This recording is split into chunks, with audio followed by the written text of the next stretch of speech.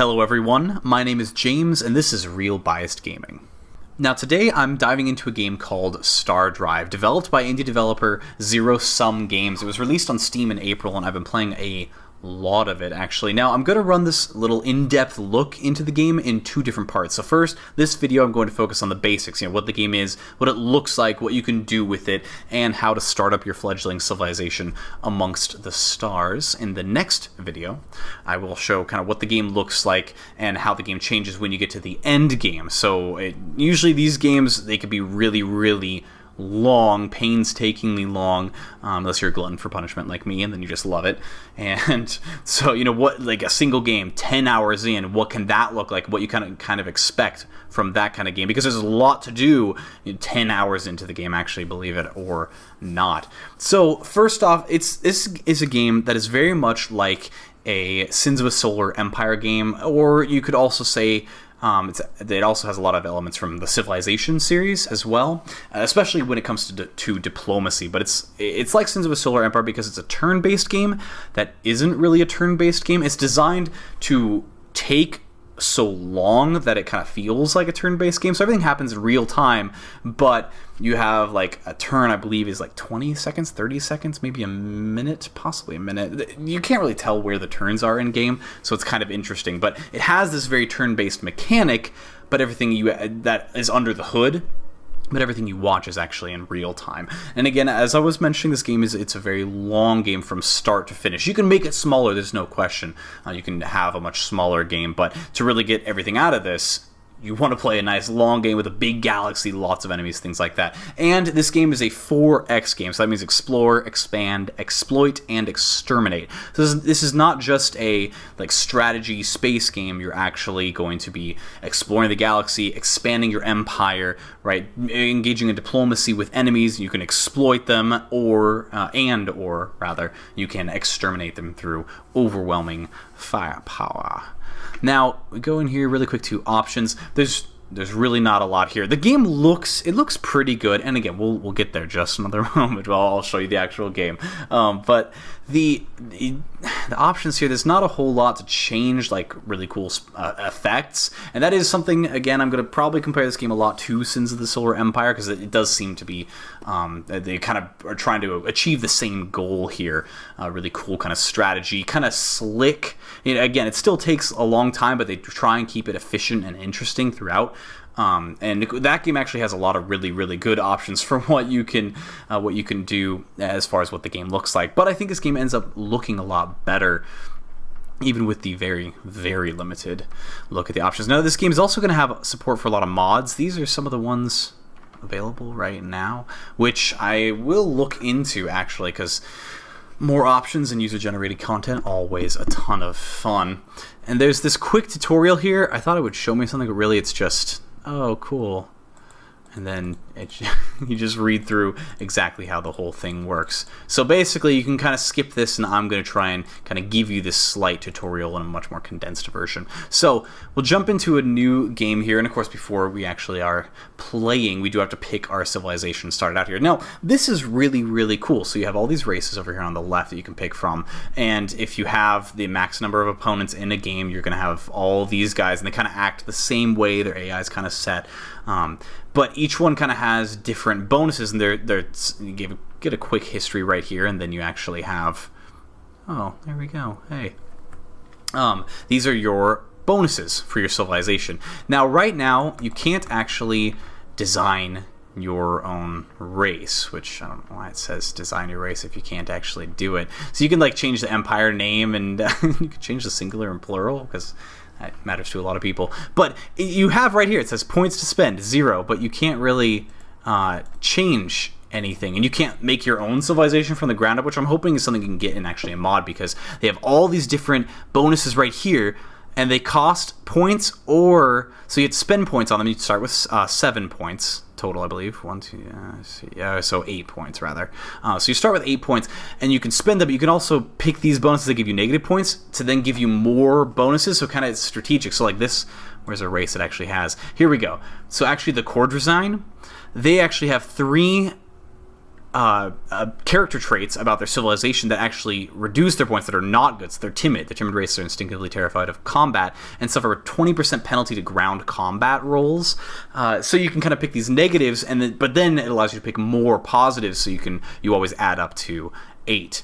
So it's actually this really cool thing, but you can't design your own, which is like kind of frustrating. But there are 8 civilizations, I believe. Yeah, 8 civilizations to pick from. So that is definitely cool. Options up here. You can pick the galaxy size, epic, tiny, small, medium. Yeah. So how many solar systems are in the galaxy? How many of these opponents are actually there?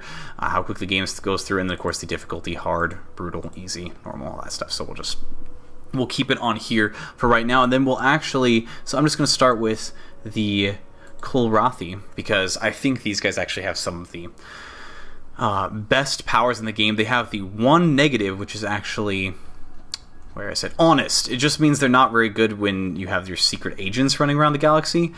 It's just not as good. They're still decent, but I find that it isn't really something I try and incorporate in my game. So I'm not too worried about that, but then you actually get all these extra bonuses, especially the one I really like is the militaristic, because it basically bumps you up. It gives you like 3 technologies right off the bat.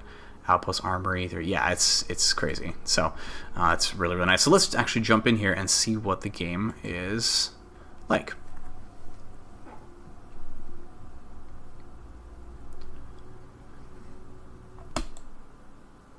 Here we go. Okay, so first off, because I am cool... Oh, here's the perseverance. I'm going to actually lock that to 1. And for some reason, I'm never able... Oh, there we go. He actually does move. Yay, get out of here. So this is your home world. This is your starting planet, okay? And then you zoom out a little bit, and you can see you have some ships here. There we go. He just made a quick subspace jump. So this is a colony ship, so I can start colonizing planets. And this is my unarmed Fang scout, okay? So we'll actually slow the game down a little bit. So you can pick these speeds here. In the upper right corner, 0.5 times speed, regular speed, and then double speed. So we'll actually go nice and slow here so I can explain everything. So this is you in your solar system, okay? I'm starting on Tor. I also have this planet over here, Bull, which is a poor tundra planet, but it's not bad, and I'm actually going to colonize it. So really simple, click on a planet, colonize, and here he goes.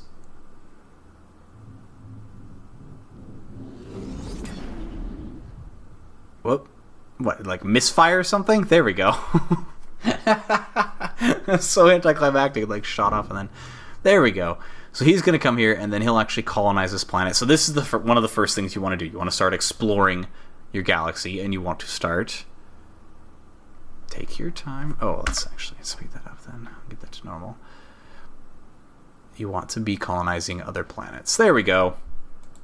So now you can go, and so this is the colony management. So you can actually go over here. You can assign a governor to have specific actions and take specific actions to actually control the colony, so you don't have to worry about it, or you can manage it yourself with these sliders.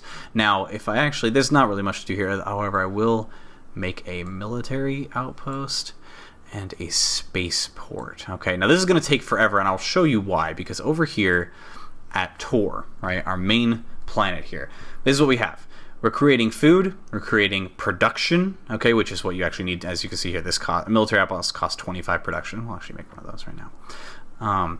And then you also have research, okay? So I'll go over research in a second. These are your 3 major resources, right? But there's also money, which, like, it's just strictly based off of population. So you can see population 14 of 14 here. It's just a number that doesn't really mean anything, but 14 is pretty good. Obviously, as you can see, because the colony over here can only have up to 7.3. So now we go over here, and your colony is producing so much production. So this is how much production per turn. See, there we go. A turn just happened, and it was able to spend 5.3 production towards my military outpost. Should get another turn coming up here in a minute, and then the military outpost will finish.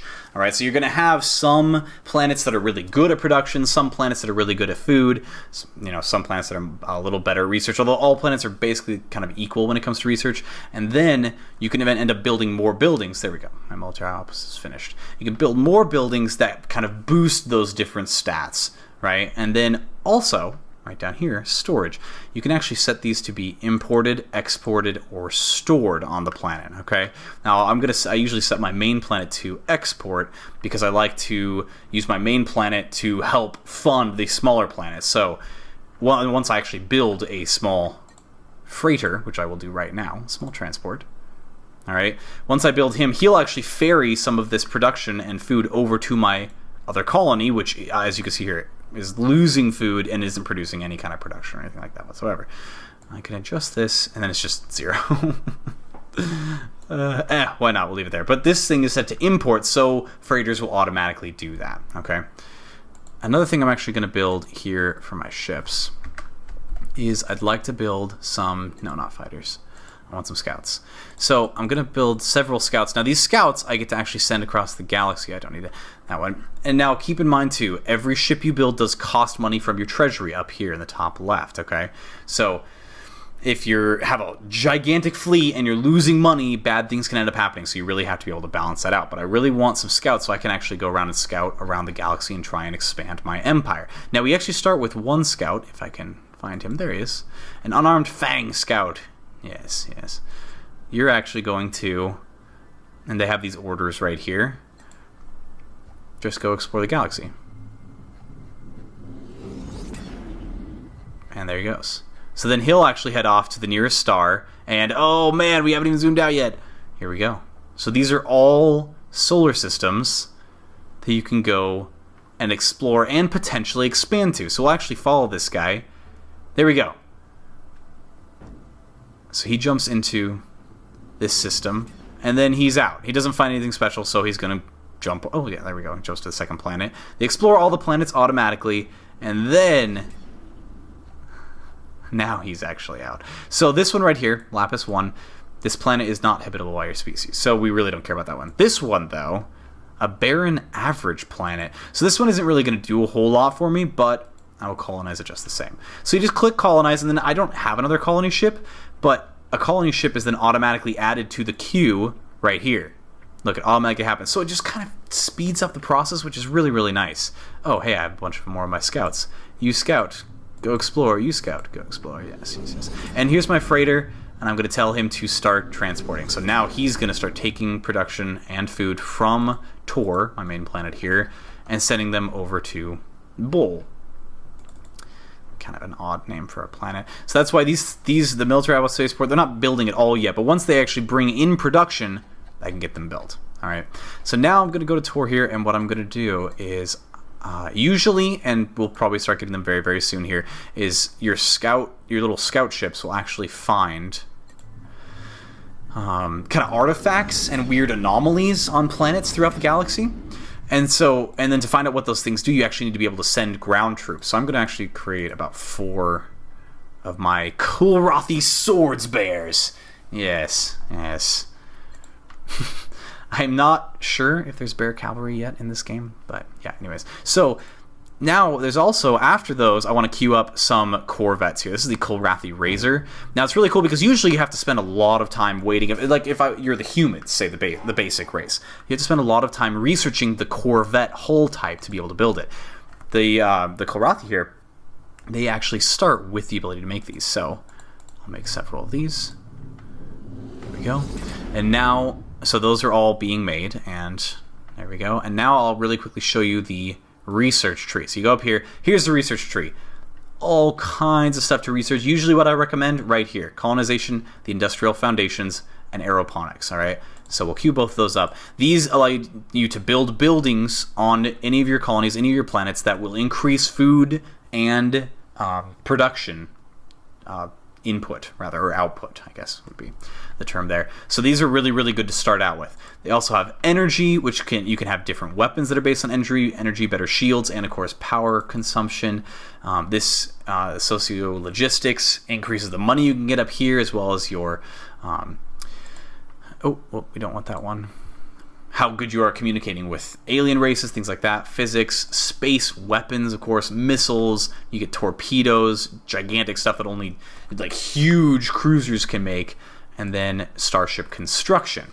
And you can upgrade the kind of starships you get. Now, I really wish they had better trees for like different fighters, because like really late game, you only end up being able to make the same basic fighter, but you get to build bigger and bigger capital ships. So that's always really, really cool. And what's cool about this research tree as well is that you actually get, as you explore the galaxy, you'll get new research paths that get unlocked because you encounter a certain race or you get a certain artifact that says, like, oh, hey, like you can start researching this weird thing that we found on some random planet, and then you can spend time researching that instead of all this crazy stuff. So, yeah, and this is what's really nice about the Kolrathi's. They start with a Corvette hull, they start with armor theory. Oh, it's OP. It is so OP. There we go. And they also start with the military outpost. Oh my goodness. Oh my goodness. Okay, so we actually have been exploring, but haven't actually found anything crazy. Okay, so right here, this thing indicates that hostile forces recently spawned in this system. So before I go into this system, as much as I would love to colonize Almir 1, this Terran average planet, it sounds like there were enemies here, so I need to build a small fleet before I can actually go there. Now this, okay, something came up here. Revealed an anomaly. Here we go. So now there's an anomaly on Syslon 2. So what I do is I go back to my base here. Pretty simple. And we're waiting for the sword spirits. I'm actually going to boost this up really quick. Just make sure. So I have to spend money on these things, but they get produced. So then I right-click them, launch them into space. And then I'll actually take all 4 of them. And we will head down to Syslon. There we go. And we'll actually check that out. And we'll land there, and then I'll show you how ground combat works, and that will nearly do it for me showing you everything in this first video. While they're going, though, I will show you really quickly this. This is the Shipyard. As you research new abilities and new like hulls and new weapons and everything for your civilization, you actually come up with new hull designs to be able to make starships. So here's my Kolrathi Razor. These are all ports that I can actually put stuff on. So let's say I want to make a ship right now. Okay, let's start with the cockpit. I'll put the cockpit right there. Doesn't have any power yet. I need to give it power. How about a power plant? Small nuclear reactor. Sounds good. All right, now we need engines. How about some combat thrusters? And then also some warp engines. There we go. So it can go super fast in the warp, at warp speed, and it can also be pretty mobile in combat. So combat, what kind of weapons do I want to give it? Well, let's see here. I can give it a tactical nuclear bay, so it can bomb planets if I really wanted to, but I really don't want to. But we could, however, maybe scatter flak turret, and then you get all these stats down here, which is insane. Let's see, that does a lot of damage. Mounted on so far. Okay, 90 degree. Yeah, okay. I like these scatter flak turrets. I don't think, no, I don't. See, this is the thing, is that this ship design is not big enough to house these scatter flak turrets. I have to use the regular flak turrets. There we go, and there we go. And shoot, why not some more? And we'll actually, because they're not powered right now, I'm going to use the small nuclear reactors right there and there. And let's also give it, we'll just give it some little cannons right there. Oh, really? How is that not? Okay, we won't worry about that. What we'll actually do is you can then put armor on here, and this actually increases the hit points. So over here on the right, you can see like all these different stats, and you can see exactly how much it's going to cost. And so the total hit points, 37, they actually go up when you give it armor. So I'm just going to make this thing a beast and like completely unkillable. There we go. And then, of course, the minimum you need a cockpit and engines. So there we go. And then I'm just going to call this ship the Kolrathi. How about Flak Boss? There we go. And so that's how you get to make ships. And now in the next video, I'll actually show you some of the much bigger ships you actually get to do, but this is the basics for Stardrive. So you actually just expand, cover the entire galaxy. This is kind of the early game where you want to colonize as many planets as possible, expand your empire. I need to send some ships down here. I'll definitely have to make sure I do that. And we'll speed it up here really quick. So right now my little scouts scouring the entire galaxy, and eventually they'll run into other nations as well, and then they'll initiate diplomacy with me. And right now we're waiting for these guys. Aha! Scanning carbon-based life form detected. Generic type, unknown threat assessment, Opteris greets you. So this is one of the 7 other races that you can actually encounter in the galaxy. And then you have basic stuff. You can negotiate with them, treaties, you can trade them, things like that. And I'm not too worried about it right now. Early game, it doesn't really matter. Everybody kind of starts off neutral, so no big deal. I really want to. There we go. Alright, so we're actually gonna... You can click this button right here to look at the map here, and then up here, troops. Now, I don't know why you have to wait for all the troops to get here, so... Come on, hurry up. There we go. So then we just land all of them, and then they're gonna actually check out what this mysterious tomb is. Oh my gosh! Research bonus granted 3%. Well, oh, wow. Oh, isn't that just wonderful? There we go. And so then they'll just chill here on the planet, and then...